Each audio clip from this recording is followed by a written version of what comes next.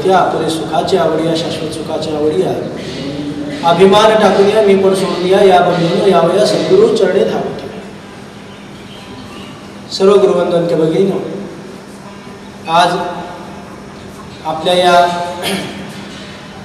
Online पद्धतीच्या म्हणा किंवा फेसबुक पेजच्या माध्यमातून आपण करीत असलेल्या या सेवेतलं हे तिसरं पुष्प आहे. आणि आज आपण माऊलींच्याच कृपेने संतस्तवन निरूपण नाम समाज जो आहे दशक पहिला आणि समाज चौथा, तर त्या संतस्तवन समासाच्या अनुषंगाने किंवा त्या निमित्ताने आपण माऊलींच्या चरित्राचा, माऊलींच्या उपदेशाचा काही आढावा घेण्याचा, काही चरित्र वर्णन करण्याचा प्रयत्न करणार आहोत. त्यांचं चरित्र वर्णन करण्यापूर्वी किंबहुना जीही त्यांची काही सेवा आहे ती करण्यापूर्वी त्या आनंदकोटी ब्रह्मांडनायक समसद्गुरू बाळकृष्ण माऊलींच्या चरणी अनेक अनेक साष्टांग दंडवत करूया. त्याचबरोबर त्यांची सेवा अखंडपणाने ज्यांनी केली, हृदयी अखंड सद्गुरूंचं नाम, हृदयी अखंड सद्गुरूंचं प्रेम, मुख्य अखंड सद्गुरूंचं नाम, देही अखंड सद्गुरूंचं कार्य अविश्रांत अहर्निशी त्यांनी केलं. त्या समसद्गुरू दादांच्या चरणी, त्याचबरोबर दादा महाराज असतील, गंगाधर महाराज असतील, विश्वनाथ महाराज असतील, अनेक अनेक जे माऊली भक्त होऊन गेले त्या सर्व माऊली भक्तांच्या चरणी आणि या माध्यमातून ज्यांच्यापर्यंत आपण पोहोचू शकतो त्या सर्वच आणि इतरही सर्व गुरुबंधू भगिनींच्या चरणी साष्टांग दंडवत करून आपण आपल्या सेवेला प्रारंभ करू. आपण मागच्या वेळेला ज्याप्रमाणे बोललो त्याप्रमाणे पहिला दशक हा समर्थाने स्तवनाचा दशक असं म्हटलं तरी वावगं ठरणार नाही. अशा पद्धतीची पहिल्या दशकाची रचना आहे. त्याच्यामध्ये पहिल्यांदा ग्रंथाचं स्तवन केलेलं आहे, मग गणेश स्तवन, मग शारदा स्तवन, मग सद्गुरू स्तवन आणि त्याच्यानंतर जो त्याने क्रमांक दिलेला आहे त्याच्यानंतर जो त्याने हे केलेला आहे तो संतस्तवनाचा. संतस्तवनाच्या सुरुवातीलाच ते म्हणतात की आता वंदीन सज्जन जे परमार्थाचे अधिष्ठान जयाचेने गुह्यज्ञान प्रगटे झाले. गुह्यज्ञान जे आहे ते ज्यांच्यामुळं प्रकट होतं अशा संतांचं वंदन केलेलं आहे. ज्ञानेश्वर महाराजांच्या आरतीमध्ये आपण म्हणतो प्रकट गुह्य बोले विश्व ब्रह्मची केले. गुह्यज्ञान आहे परंतु ते प्रकट आहे, पण त्याचं प्राकट्य हे संतांच्या कृपेशिवाय, सद्गुरूंच्या कृपेशिवाय होत नाही. म्हणून संतांचं स्तवन या ठिकाणी रामदासस्वामींनी केलेलं आहे. संतांचं स्तवन करत असताना पहिल्यांदा संत आपल्याला ओळखता आले पाहिजेत, संत समजता आले पाहिजेत, संत समजून घेता आले पाहिजेत. परंतु ही संतांची ओळख होण्यासाठी जी संतांची लक्षणं आहेत त्याचा अभ्यास आपण केला पाहिजे. संत कोणाला म्हणायचं, साधू कोणाला म्हणायचं आपण बऱ्याच वेळा म्हणतो. तोची साधू ओळखावा, घरामांचं जे प्रमाण आहे ते आपण बऱ्याच वेळा श्रवण केलेलं आहे की तोची साधू ओळखावा, देव तेथेची जाणावा, जे का रंजले गांजले जासी म्हणे जो आपुले तोची साधू ओळखावा, देव तेथेची जाणावा. किंबहुना जेथे अपपर भाव नाही त्याला संत किंवा त्याला साधू म्हणतात. तेची संत ज्यांचा हेत विठ्ठल, जे सदैव त्या परब्रह्म्याशी एकरूप असतात त्यांना संत म्हणतात. किंबहुना संत ऐसे जाणार जे देहीची उदा असेल, गेले आशा पाश निवार. ज्यांनी आशा पाश निवारलेले आहेत, जे कोणत्याही आशा पाशात बंद होऊ शकत नाहीत, बंदिस्त होऊ शकत नाहीत, त्यांना संत. संतांचं आणखी सगळ्यात मोठं हे काय वैशिष्ट्य काय आहे तर संत दयाळू असतात. आपण नेहमी म्हणतो कृपाळू सज्जन तुम्ही संत जन एवढे कृपादान द्यावे. म्हणजे जे कृपाळू आहेत, जे दयाळू आहेत त्यांनाच संत म्हणतात. त्यांची दया कशी आहे? दया करण्याची पुत्राशी त्याची दासा आणि दासी. किंबहुना संतांच्या संगतीचा आग्रह तरी का धरावा, कारण तिथे आपलं आणि परख कुणी असू शकत नाही. जिथे अपपर भाव असू शकत नाही त्यांना संत म्हणतात. संत संगतीचे काय सांगू सुख, आपणा पारिखे नाही तेथे, साधू थोर जाणा, साधू थोर जाणा, साधू थोर जाणा कलियुगी, असं संतांचं वर्णन. कारण जे सज्जन आहेत त्यांचा अंगीकार तर अनेक जण करतील, पण जे दुर्जन आहेत, ते दुष्ट आहेत, त्यांचाही अंगीकार करण्याचं कार्य संत करतात. नवे नवे याच्याही पुढे जाऊन की संतांचं चरित्र दुष्टांनी जरी वाचलं तरी त्यांच्या मतीचा पालट होतो. जी दुर्मती असते तीच सुमती होते. एवढा अधिकार संतांच्या चरित्रकथेमध्ये आहे, तर मग संतांचा अधिकार किती असेल? कारण आपण बघतो अनेक ठिकाणी असा उल्लेख आहे की देवापेक्षाही अधिकत्व किंवा देवापेक्षाही श्रेष्ठत्व हे संतांना दिलं गेलेलं आहे. कारण देव काय करतात? दुर्जनाशी संवारी, भक्ता राखे पायापासी दुर्जनाशी संवारी, असं त्यांचं काय मोठेपण आहे भगवंताचा. भगवंताची स्तुती काय की जे दुर्जनाचा संहार करतात, कंसाचा संहार केला, रावणाचा संहार केला, ज्या ज्या वेळेला भक्तांच्यावरती संकट आलं त्यावेळेला त्यांनी अवतार घेतला आणि त्या दुर्जनाचा काय केला? संहार केला. पण संत असे आहेत की संत त्या दुर्जनाचा संहार न करता त्या दुर्जनाची जी दुर्मती आहे ती घालतात. जे खळांची व्यंकटी सांडली, ज्ञानेश्वर माऊलींनी काय केलं? जे खळ आहेत त्या खळांचा नाश न करता त्या खळांची जी मती आहे, दुर्मती जी होती, तिचा नाश होण्याचं मागणं भगवंताकडे मागितलं. वाल्मिक ऋषीचा दृष्टांत आपल्याला सगळ्यांना माहीत आहे. कोळी याची कीर्ती वाढली गहन, केले रामायण रामाआदी असा त्यांचा अधिकार होता. त्या वाल्मिक ऋषीचं काय पूर्वचरित्र काय हो? की वाल्मिक ऋषी महाहत्यारा, वाल्याकोळी महाहत्यारा असं वर्णन केलेलं आहे. हत्यारापेक्षा महाहत्यारा. अनेक हत्या ज्यांच्याकडनं घडल्या, अनेक हत्यांचं पातक ज्यांच्याकडे होतं, असं सांगतात की 7 रांजण भरले होते म्हणे. बोराच्या बिया एवढा एक दगड टाकून असे 7 रांजण भरले होते. एवढ्या हत्या त्यांच्याकडनं घडल्या होत्या.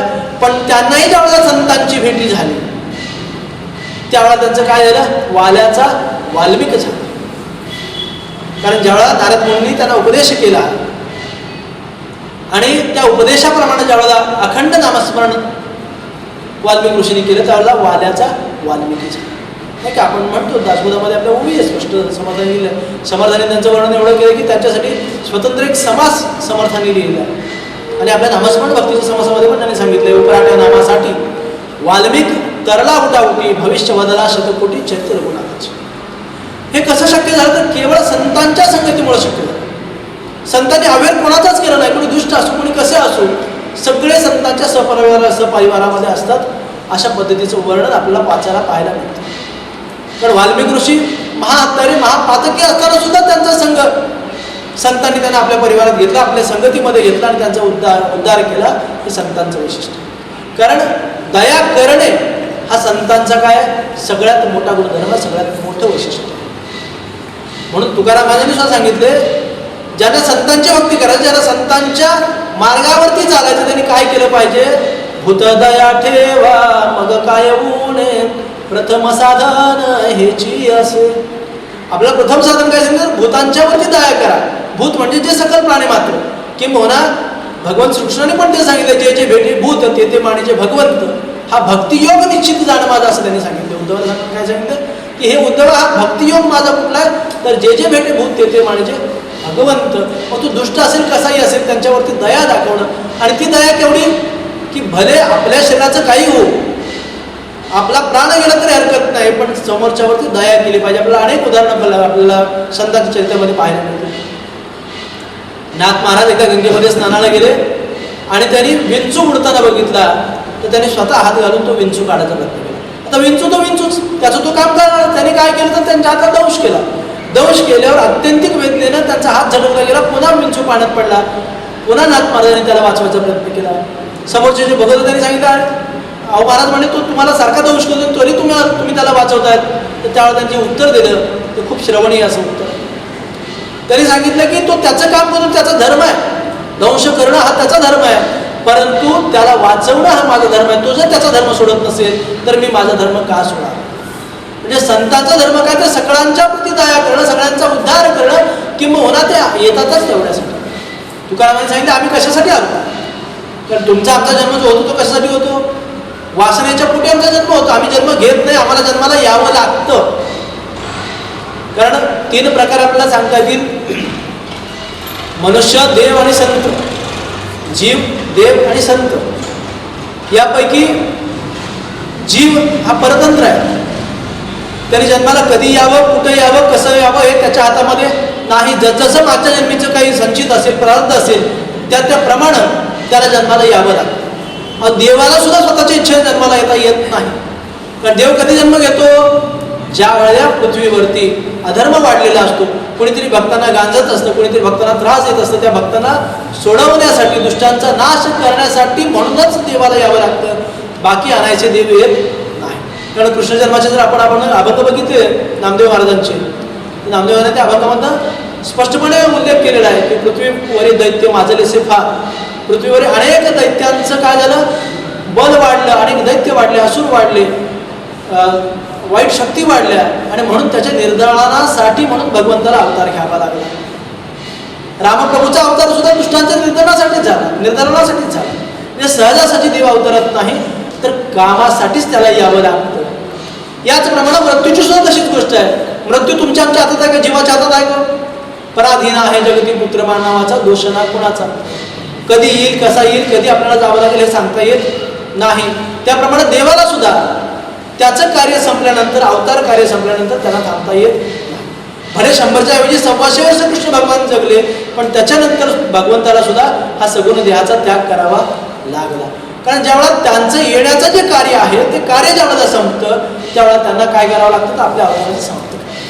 पण संत मात्र स्वतःच्या इच्छेने अवतरतात, कारण संतांचा अवतार असतो. तुकारामांच्या भाषेत सांगितलं, त्यांनी काय सांगितलंय, आम्ही वैकुंठवासी आलो याच कारणासी, आहो बोलले जे ऋषी साच भावे वर्ताय. आम्ही कोण आहे म्हणून सांगितलं, वैकुंठवासी आहोत, म्हणजे प्रत्यक्ष भगवंताचे अंश आहोत. आणि कशासाठी, आम्हाला आणलं गेलं नाही. सामान्य जीवाचा जन्म सामान्य जीवाला यावं लागतं, पण संत मात्र स्वतः अवतारतात. आलो याच कारण, आम्हाला कोणी पाठवलं नाही किंवा आम्हाला बळजबरीने नाही, आम्ही स्वतःहून आलो. कशासाठी आलो, याच कारणासी आहो बोलले जे ऋषी साच भावे वर्ताया. किंबहुना हा जो भक्तीचा मार्ग आहे, तो भक्तीचा मार्ग पुन्हा एकदा उजळावया आलो वाटा. ही वाट भक्तीची वाट आहे, ती उजळण्यासाठी आम्ही आलो आहोत म्हणून सांगितले. आणि कशासाठी आलो पुढे सांगितलं त्याने, अनेक अनेक अभंग तसे अनेक प्रमाण आपल्याला सापडते. करणे आम्हा हेची काम, बीज वाढवाया नाम. या नामाच्या बीजाचा वाढ करण्यासाठी, किंबहुना बुडतं हे जन न देखवे डोळा, म्हणूनही कळवळा येत असे. हे जन जे बुडत आहे, हे जे दुःखात गटांगळ्या खात आहे, या जीवाला उद्धार करण्यासाठी म्हणून आम्ही आलो आहोत, असं स्पष्टपणाने संत तुकारामांनी सांगितलं. अनेक संतांनी याचा उल्लेख केलेला आहे. म्हणून संतांचा ज्यावेळेला आपण विचार करतो, त्यावेळेला संत दयाळू आहेत, कृपाळू आहेत, सज्जन आहेत, आणि प्रत्येक जीवाची काकुळती येणारी किंवा प्रत्येक जीवासाठी काकुळती येण्याचं जे आहे ते संतांच्याकडे असतं. कारण आणि ज्यावेळेला संत तुम्ही आम्हाला जवळ घेतात, त्यावेळेला ते काय करतात, सहज बोलणे हित उपदेश करुणी सायास शिकवित. संतांची काय असते, निष्फळता असते. लोभ हा विषय त्यांना कधीच माहीत नसतो. दया क्षमा शांती तेथे देवाची वस्ती, आणि तेच देवाचे अवतार संत, त्याची देव देवतेचे संत. तो संतांचा अवतार सुद्धा कुठे असतो, ज्यांच्याकडे जे हृदय दयेनं भरलेलं आहे ते हृदय म्हणजे संतांचं. ज्यांच्याजवळ क्षमा वस्ती करते ते म्हणजे संत. कारण आपण तुकाराम महाराजांचं चरित्र बघितलं, कुठल्याही प्रकारचे किंवा कोणत्याही संतांचं चरित्र आपण बघितलं, तर निरपेक्षता म्हणजे काय हे संतांच्या चरित्रात आपल्याला समजतं.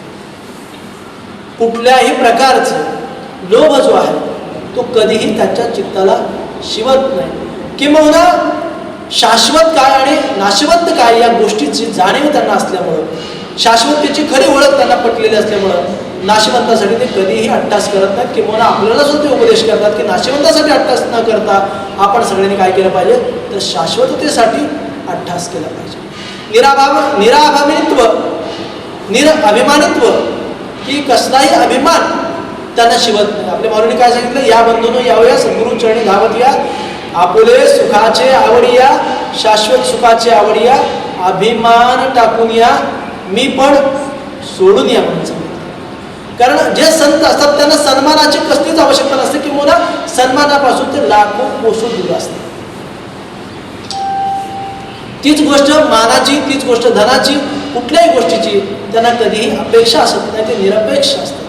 निरपेक्षतेच्या बाबतीत जर आपण अनेक संतांची जर उदाहरणं बघितली, तुकाराम महाराजांना त्यांचे शिष्योत्तम जे होते छत्रपती शिवाजी महाराज, शिवाजी महाराजांना बहुमूल्य असा उपदेश तुकाराम महाराजांनी केला. नवे नवे स्वराज्य उभारणीचं हे जे कार्य आहे त्या कार्याच्या पाठीमागं अशा अनेक संतांचे आशीर्वाद त्यांच्या पाठीशी होते.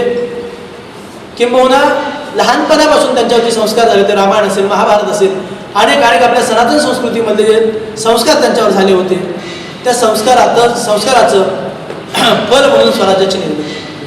कारण ज्या तुकाराम महाराजांचे ते शिष्य होते त्या तुकाराम महाराजांनी सांगितलं होतं की जे काही आहे ते सगळं भगवंताचं आहे.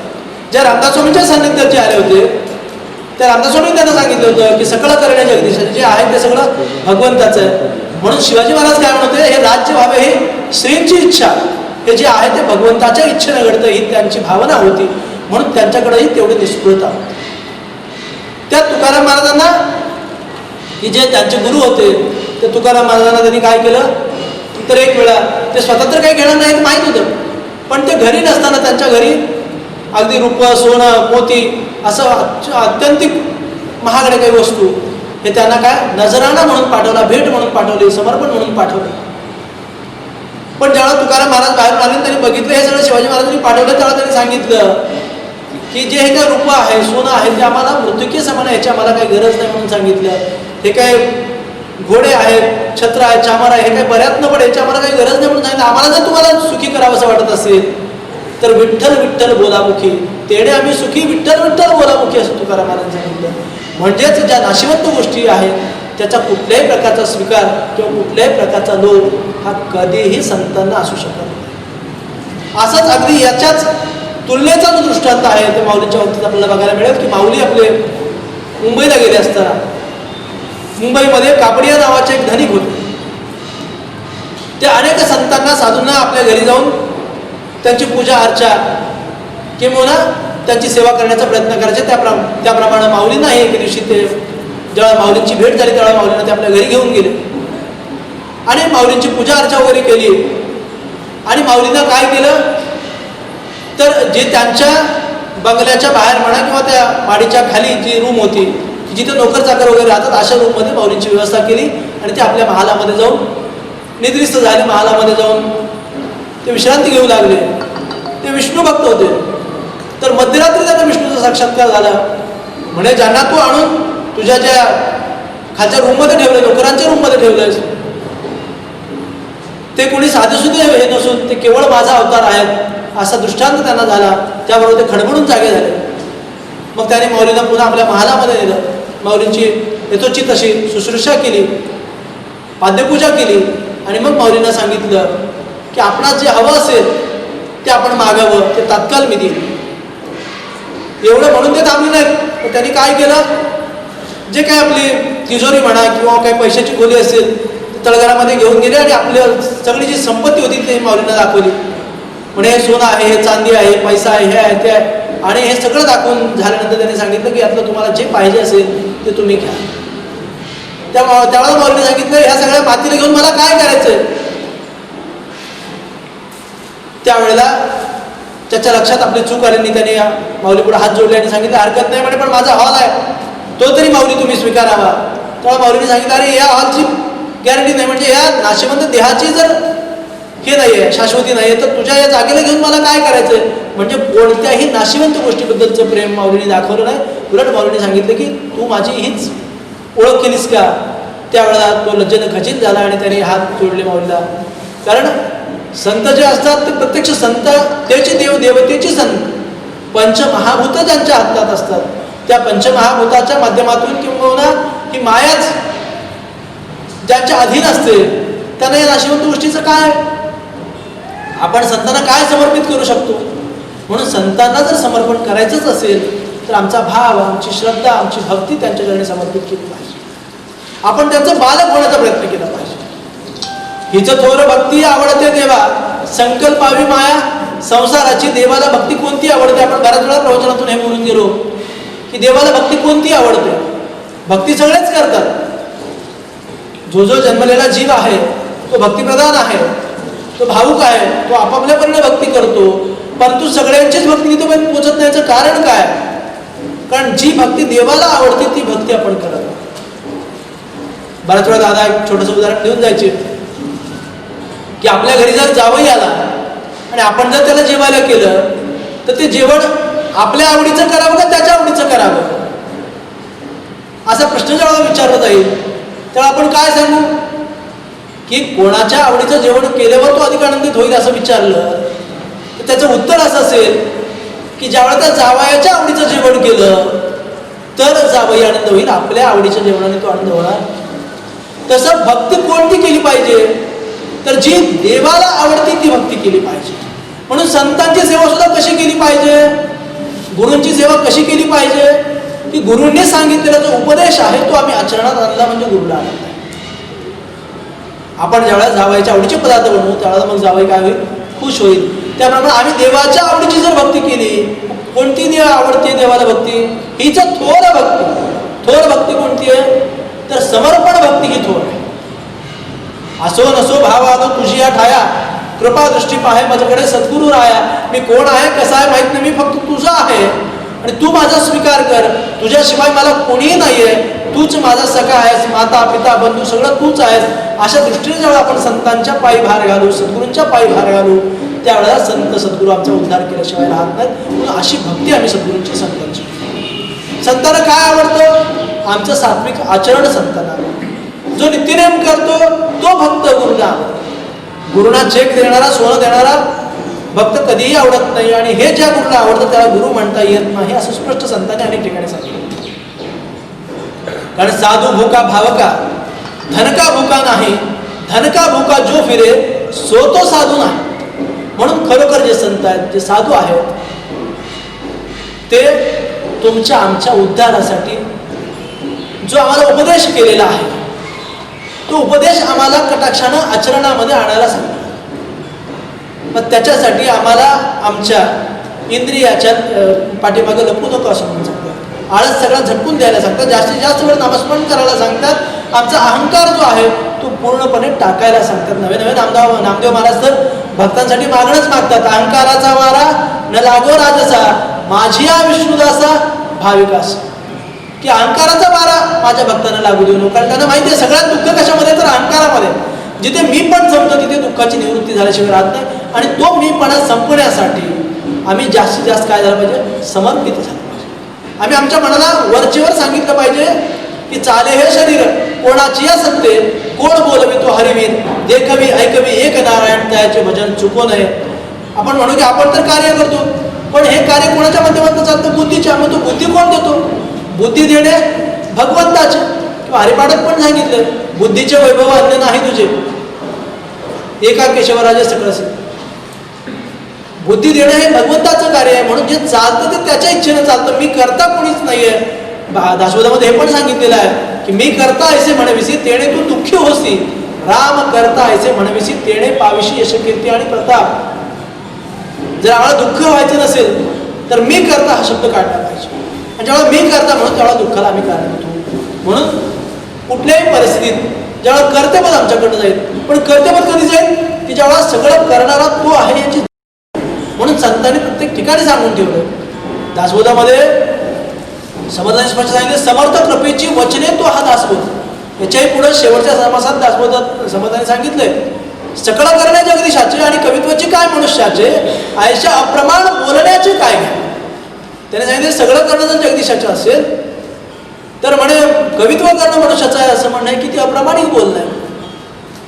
तर हे जे सगळं करणं आहे ते त्याचं आहे आणि हे आम्हाला लक्षात यावं वरचेवर. म्हणून आम्ही काय केलं पाहिजे, संतांची संगत केली पाहिजे. पण संतांची भेटी सहज आहे का, बहु अवघड आहे संत भेटी, परी जगजेटी कृपा केली. पण अवघड असलेली संत भेट. पण आम्ही जर सतत त्या संत भेटीची इच्छा केली तर संत आम्हाला भेटल्याशिवाय राहत नाहीत. मग त्या संतांची भेट आम्हाला झाल्यानंतर ते संत ओळखण्यासाठी म्हणजे संतांची लक्षणं ती आम्ही आमच्या लक्षात ठेवली पाहिजेत. कारण जे सगळ्यांचा उद्धार व्हावा अशी भावना ठेवून प्रत्येकासाठी तळमळून अगदी मनापासून जे उपदेश करतात, बुडत हे जन न देखवे डोळा, हे बुडणाऱ्या जनाला काढण्याचा जो प्रयत्न अखंडित करतात, इतरांनी सुखी व्हावं म्हणून जी तळमळ त्यांच्याकडे नित्य असते त्यांना संत म्हणतात. अशा संतांना जर आपण शरण गेलो तर निश्चितपणाने आमचा उद्धार झाल्याशिवाय राहणार नाही. म्हणून आपण काय केलं पाहिजे, म्हणून वानावी ज्ञानेश्वरीमध्ये सांगितले वाचावी ऐकावी. काय ऐकायला पाहिजे, काय वाचलं पाहिजे तर संतांची चरित्र ऐकलं पाहिजे. एवढंच काय, संतांची नावं जरी घेतली तरी माणूस सज्जन होतो किंवा पुण्यवान होतो. घेता सज्जनाची नावे. जर पुण्यवान व्हायचं असेल तर सज्जनाची नावं घेतली तरी सुद्धा, कारण त्या नावाच्या मागं त्यांचं चरित्र आमच्या डोळ्यासमोर. आणि जसजसं आपण श्रवण करत जातो तसतशी त्यांची महती कळते. आणि त्यांची महती कळल्यानंतर त्यांचा जो उपदेश आहे तो आम्ही आचरणात आणण्याचा प्रयत्न करतो. संतांच्या मध्ये आणि आमच्यामध्ये हाच फरक आहे. आपण हे बराच उपदेश ऐकतो, पण ऐकतो आणि सोडून देतो. पण संतांना काय विपरीत असतं की तुम्ही श्रवण करा, श्रवणाचं मनन करा, मननाचं निधिध्यासन करा, निधिध्यासनापासून आत्मसाक्षात्कार करा. बरं, संतांनी जो आम्हाला उपाय सांगितलाय किंवा संतांच्या उपदेशाचं फलित काय हो? संत असं जगामध्ये कुणी काय दिलो, पण संत असे आहेत, संत उदार संत असे उदार आहेत की ते स्वतःची स्थिती भक्ताला दिल्याशिवाय राहत नाही. सद्गुरू असे उदार आहेत की ते आपणासारखे करीती तात्काळ नाही काळ वेळ तया लागे, ते आपणासारखं बनवतात. एवढी संतांची थोडी आहे. आणि हे आपणासारखं होण्यासाठी, त्यांच्यासारखं होण्यासाठी आज तुकाराम महाराजांना जाऊन 450 वर्ष झाली, ज्ञानेश्वर माऊलींना जाऊन 700 पेक्षा अधिक वर्ष झाली. आजही त्यांचा जय जयकार आहे. आजही ते आम्हाला नवे नवे त्यांच्या एका नामस्मरणाने कितीतरी जणांचा उद्धार, एवढी शक्तीची निर्माण झाली. आणि त्या पदाला तुम्हाला आम्हाला ते पोहोचवण्याचा प्रयत्न करतात, त्या पदाला घेऊन जाण्याचा प्रयत्न करतात की आम्ही तरुयात असं नाही तर तुम्ही सुद्धा तराल, तुम्ही आमच्या सारखे व्हाल, असा स्पष्टपणे निर्वाळा ते देतात. आणि त्याच्यासाठी आम्हाला साधन काय सांगतात? संतांचं हे विशेष आहे की अगदी सहज बोलणे, हितोपदेश करुणी साध्या साध्या सोप्या सोप्या गोष्टींना आम्हाला सांगण्याचा प्रयत्न करतात. मला सांगायचं, ज्ञानेश्वर महाराज झाले नसते, तुकाराम महाराज झाले नसते तर आम्हाला वेद वाचता आले असते का? शास्त्राचा अभ्यास करू शकलो असतो का? पण जे संस्कृतमध्ये आहे ते प्राकृतामध्ये अत्यंत सोप्या भाषेत सांगण्याचा प्रयत्न केला. आपल्या माऊलीने तरी काय, आपण काय म्हणतो, शास्त्राचे ते सार, वेदाचे ते गुज सांगितले मज सहजासहजी अत्यंत सोप्या भाषेत माऊली काय म्हणायचे? बाळ दे तू परत, की जे स्वहंसा सांगितलेलं आहे, जे अहम ब्रह्मास्मी म्हणून सांगितलंय, त्याचा अत्यंतिक साध्या सोप्या भाषेमध्ये उपदेश माऊली किंवा याच्याही पलीकडे जी साधना आहे ती किती सोपी करून संतांनी सांगितलेली आहे. साधना तर सोपे, नाम हे केवळ. आपल्याला सगळ्यात सोपं साधन काय दिले तर नामा परते साधन नाही. सगळ्यात सोपं आणि सुलभ साधन आम्हाला नामाचं दिले की सकाळाशी आहे, सकाळाशी येते आहे अधिकार कलियुगी उद्धार हरीचे नाम. ह्याच्यासाठी कोणाला हे सांगितलं की त्यांनी ह्याला अधिकार नाही, त्याला अधिकार नाही, तू ह्या समाजात म्हणून अधिकार नाही, तू स्त्री म्हणून अधिकार नाही, तू बालक, सगळ्यांना अधिकार दिलाय. चोखामेळा महाराज म्हणतात, खटनट यावे शुद्ध होऊन जावे, दौडी पिटी भावे चोखामेळा. आपण म्हणू की आपणही नाम घेतलं, संतांनी सांगितलं म्हणून आम्ही नामस्मरण केलं, मग आम्हाला तशी प्रचिती काय येत नाही? त्याचं उत्तर असं आहे की संतांनी ज्या स्थितीमध्ये नामस्मरण केलं, ज्या प्रेमाने नामस्मरण केलं, ज्या श्रद्धेने नामस्मरण केलं, जसा भाव ठेवून नामस्मरण केलं, जेवढ्या निष्ठेने नामस्मरण केलं तेवढं आपल्याकडनं घडत नाही, म्हणून ती प्रचिती आपल्याला येईल. तेवढ्याच निष्ठेनं नाम आमच्याकडनं गायलं जाईल, तेवढ्याच निष्ठेनं जेव्हा नामस्मरण होईल तेव्हा निश्चितपणानं आपण सुद्धा त्यांच्या समान झाल्याशिवाय राहणार. थोर महात्मे होऊन गेले, चरित्र त्यांचे पहा जरा, आपण त्यांच्या समान व्हावे हाच सापडे बोलत. संतांचं नामस्मरण कसं असतं याच्यासाठी उदाहरण बघूया. मंगळवेढ्याचे थोर संत चोखामेळ्यांच्या आयुष्यातली किंवा त्यांच्या लौकिक जीवनानंतरची ही गोष्ट. अत्यंत गरीब कुटुंबात जन्माला आलेलो, जसं आपण लौकिक अर्थाने म्हणतो त्याप्रमाणे, कारण जातीभेद हा परमार्थामध्ये असू शकत नाही किंवा ज्या परमार्थामध्ये जातीभेद असतो त्याला परमार्थ म्हणता येत नाही. नाथ महाराजांनी त्या काळी अस्पृश्य निर्मूलनाचं कार्य केलं, जे आज आपण कुठेतरी फक्त लिहितो किंवा वाचतो किंवा दुसऱ्याला सांगतो, पण प्रत्यक्ष आचरणात आणणारे हे संत असतात. त्याप्रमाणे चोखामेळांचा जन्म सुद्धा जरी भलत्या यातीमध्ये झाला असला तरी त्यांच्या भक्तीमध्ये खोट नव्हती.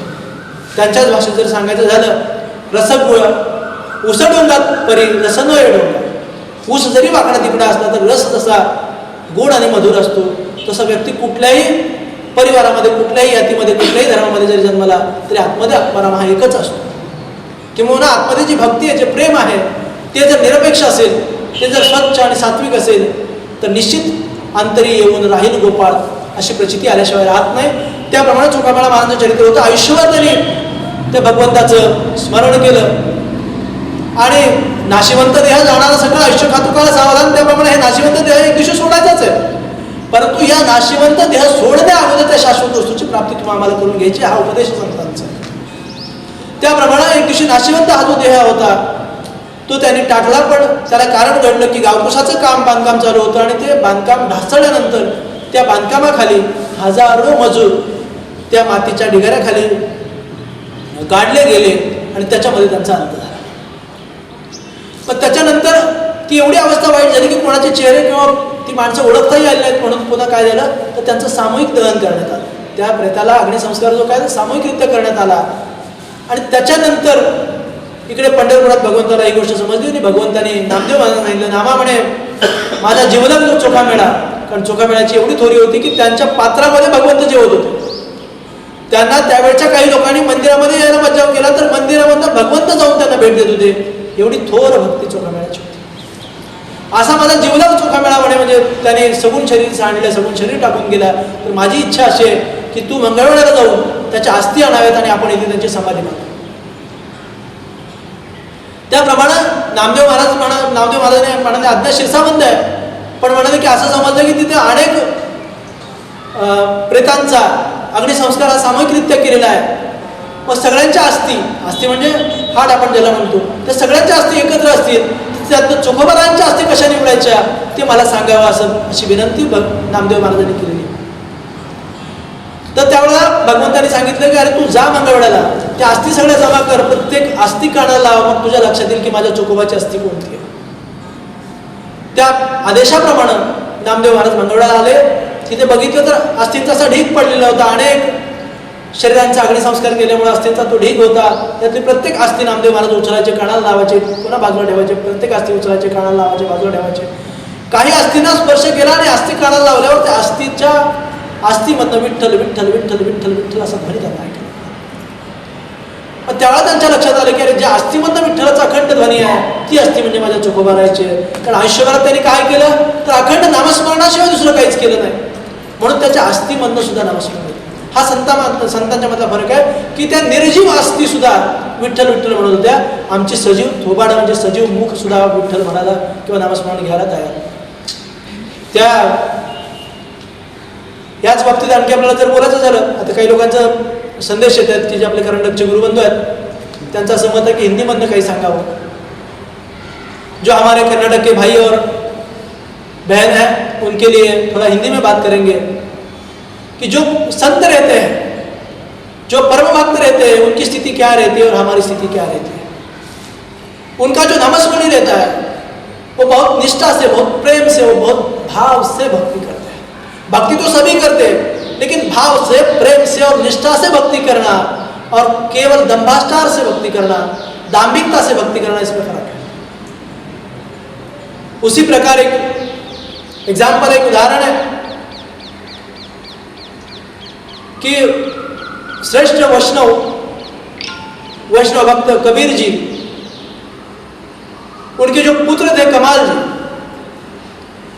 वैष्णव भक्त कबीर का जो बेटा था वो कमाल था. वो कमाल के चरित्र में एक ऐसी कथा है कि उनके घर में बहुत से साधुजन, संतजन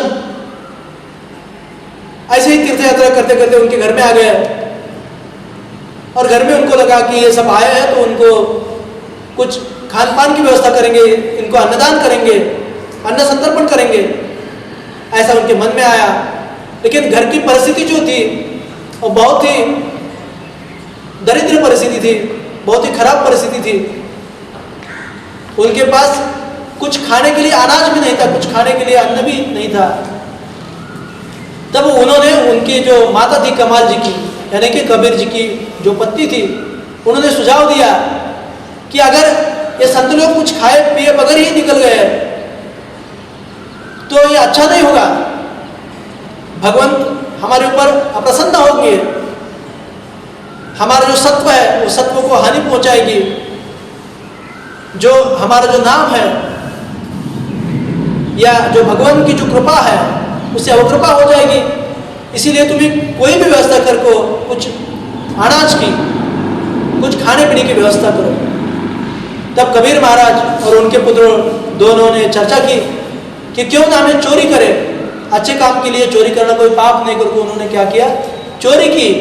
आप सबको भी वो कथा थोड़ी मालूम रहेगी कि वो चोरी करने को गए, लेकिन जो बनिया था, जो दुकानदार था, जो सेठ था, वो सेठ की दुकान में सब कुछ था, बड़े पैसे थे, गहने थे, बहुत बड़े बड़े वस्त्र थे, अच्छे अच्छे कपड़े जिसको अपन बोलते हैं वो सभी थे।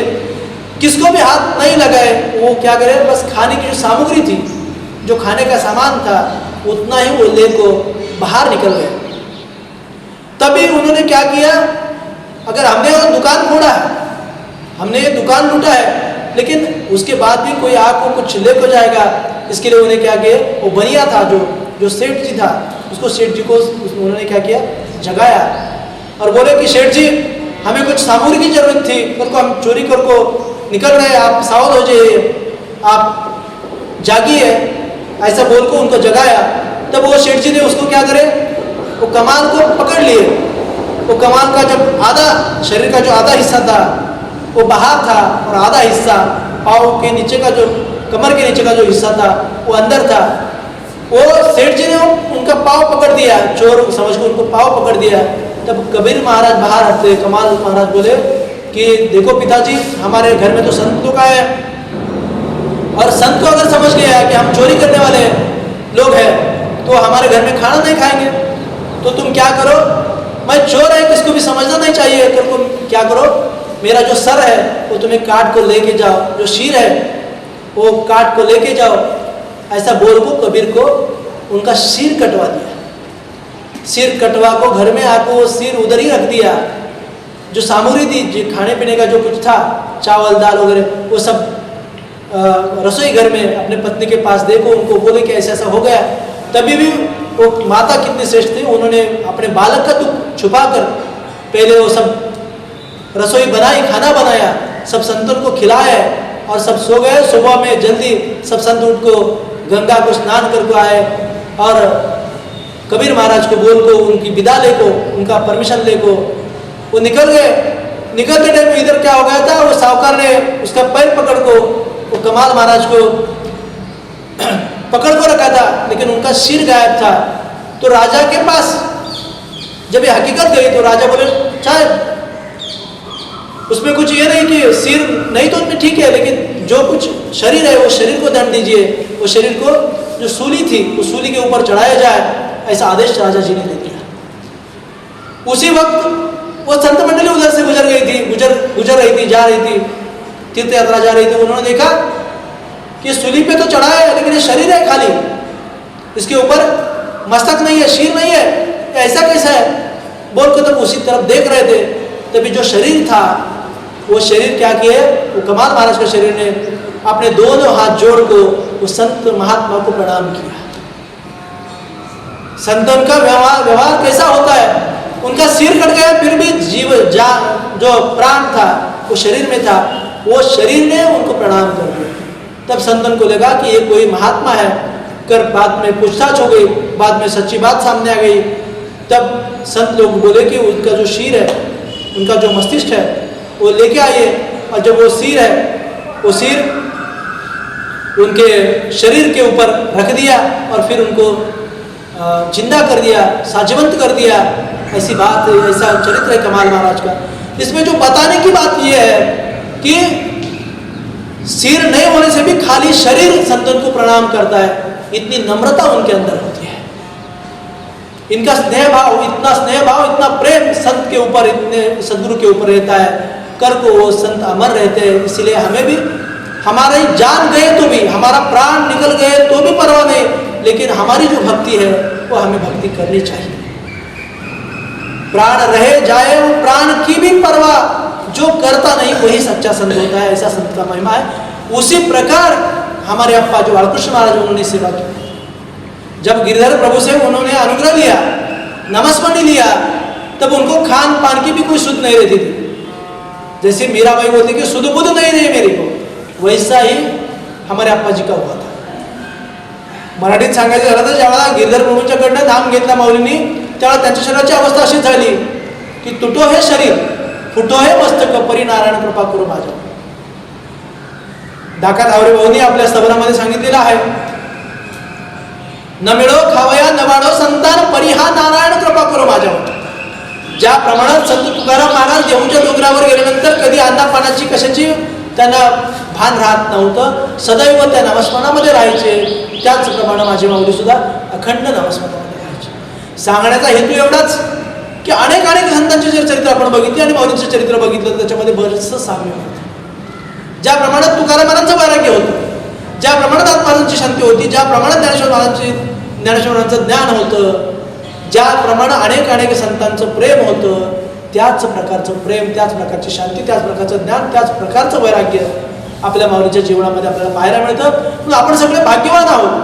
पण आपलं झालंय काय की जे आपल्याजवळ आहे त्याची आपल्याला किंमत राहत नाही. पूर्वीच्या काळामध्ये काय असायचं की बँका वगैरे नव्हत्या, म्हणजे सोनं नाणं धन वगैरे असायचं ते जमिनीत पुरून ठेवलं जायचं आणि त्या एखाद्या वाड्याच्या खाली जमिनीत पुरलेलं धन असायचं, पण ते त्यांना माहीत नसल्यामुळं त्या वाड्यात पडक्या वाड्यात त्या ढिगाऱ्यावर बसून भीक मागायचे, पण खालचं धन काढायचं नाहीत. त्याप्रमाणे एवढे मोठे सद्गुरू आम्हाला लाभलेत. त्या सद्गुरूंनी आम्हाला उद्धार करून उद्धार करण्यासाठी दिलेलं साधन म्हणजे नामस्मरणाचं साधन आमच्याजवळ आहे, की ज्या साधनानं नरका नारायण होऊ शकतो. ज्या साधनानं तरले तरतील हा भरवसा, की ज्या साधनानं अनेक जण तरले असं साधन आम्हाला दिलेलं आहे. आणि ते कसं दिलं? साधे सोपं फुकट दिलेलं आहे. पण फुकट असल्यामुळेच काय माहीत नाही, पण त्याची आपल्याला किंमत वाटत नाही, त्याची आपण किंमत करून घेतली पाहिजे. दादा नेहमी एक वाक्य वापरायचे की बाळ आपली किंमत आपल्याला कळली पाहिजे, की आपण कोण आहोत. आपण त्या माऊलींचे दास आहोत. अनंत कोटी ब्रह्मांड नायक माऊलींचे दास आम्ही आहोत, याची जाणीव आम्हाला असली पाहिजे. आमची माऊली केवढी मोठी आहे, केवढी मोठी होती, केवढी मोठी आहे याची जाणीव आम्हाला झाली तर त्यांचा उपदेश आम्ही निश्चितपणानं आचरणात आणण्याचा प्रयत्न करू. आणि जसजसा आपण आचरणात आणण्याचा प्रयत्न करू तसतसा आम्ही आनंदाच्या अधिकारी. कारण संतांनी सांगितले आम्ही वाणी आहोत, आम्ही निर्गुण पुढचे वाणी आमचा जिन्नस घ्यावं कोणी, की आमच्याजवळ काही कमी नाही म्हणे. भरा गोण्या बांधा मोठा आमच्या जिनसा नाही तोटा. जेवढा पाहिजे तेवढा ओढा म्हणून सांगितले त्याने. म्हणून आपण जेवढं करू तेवढं अधिक आनंदाला प्राप्त होऊ.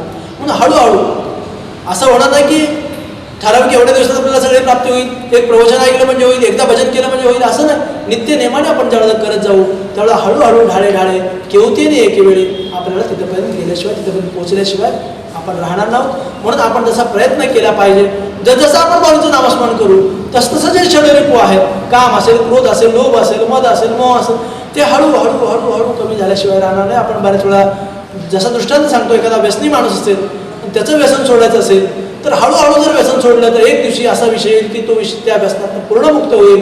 तसं हळूहळू जसं आपण जर माऊलींच्याकडं अधिक प्रमाणात लक्ष दिलं, माऊलींच्या उपदेशाकडं, तर या संसाराच्या दुःखातून आपण हळूहळू बाजूला झाल्याशिवाय राहणार नाही. आणि एक दिवशी आमची अशी अवस्था होईल की अवघ्याची त्रैलोक्य आनंदाची आता चरणे जगन्नाथा चित्त ठेले. म्हणून त्या संतांच्या चरणी आपण नतमस्तक झालं पाहिजे. संतांनी जे मागायला सांगितले ते आपण मागितलं पाहिजे. संतांच्याकडं आम्ही अत्यंत दुबळेपणा म्हणजे प्रपंचातला नाही, तर आम्ही अत्यंत लहान आहोत.